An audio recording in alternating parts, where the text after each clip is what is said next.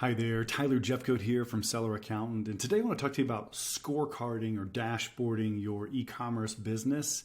You know, the further you get into the space and the more you grow, the more important it is to have a small number of KPIs or key performance indicators that you want to keep a really close track of, right? You want to be watching them regularly so that you can make good business decisions. You know, I own an accounting firm. This is not primarily about your books. It's not about your accounting.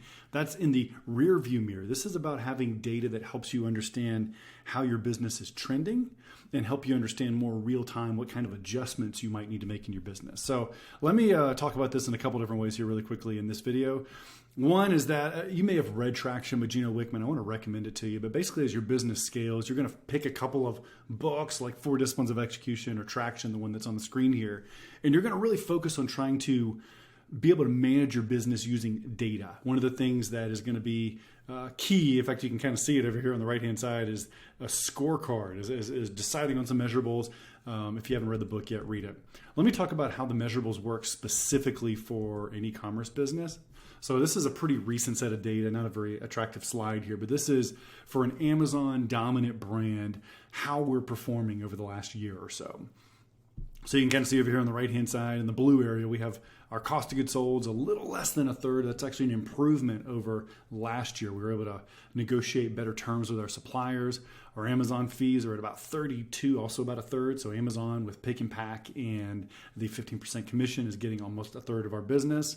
We're going to pay 10, 11 points in advertising. What's interesting going from last year to this year is that advertising is up a little bit across our population, but Amazon advertising is flat, which means that as a group, our sellers are investing a little bit more off Amazon, trying to go more direct to consumer, leaving us with this red rectangle here, which is PAG, post-advertising gross profit, right? The profit left before overhead, software, rent, salaries, and the like. And so the reason I mention this is that these are some of the kind of KPIs that you may want to build into your scorecard or your dashboard. Let me show it to you a little bit differently here.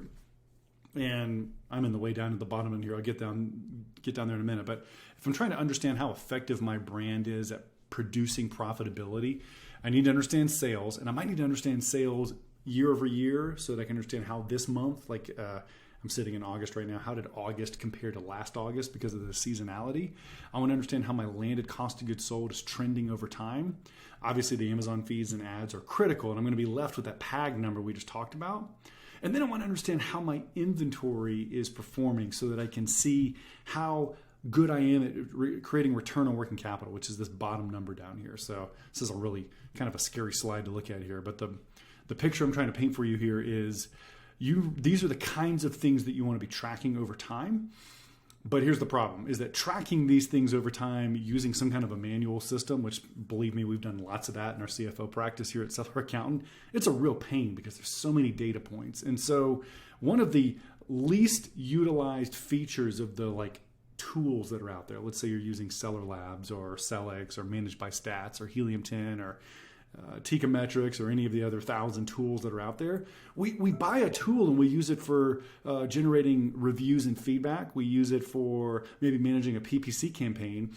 But an underutilized feature of those tools is normally some kind of a profit module where we can upload our landed cost of goods sold in the form of a spreadsheet, and then we can track how each of our SKUs are performing over time. Because that slide that I just showed you, trying to understand those different metrics across your entire portfolio of products is hard enough. But once you start trying to break it down by SKU, for instance, what if I wanted to understand what my return on working capital is for just one product so that I can stack rank those products and maybe eliminate the worst performers?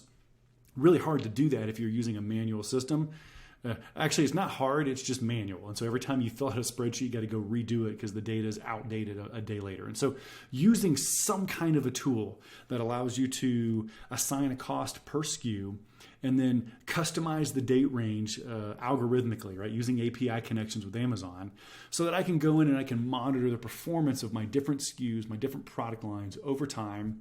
And the reason I'm mentioning this is that most likely you're already paying for this tool. You probably are already paying for one of the tools I mentioned a minute ago.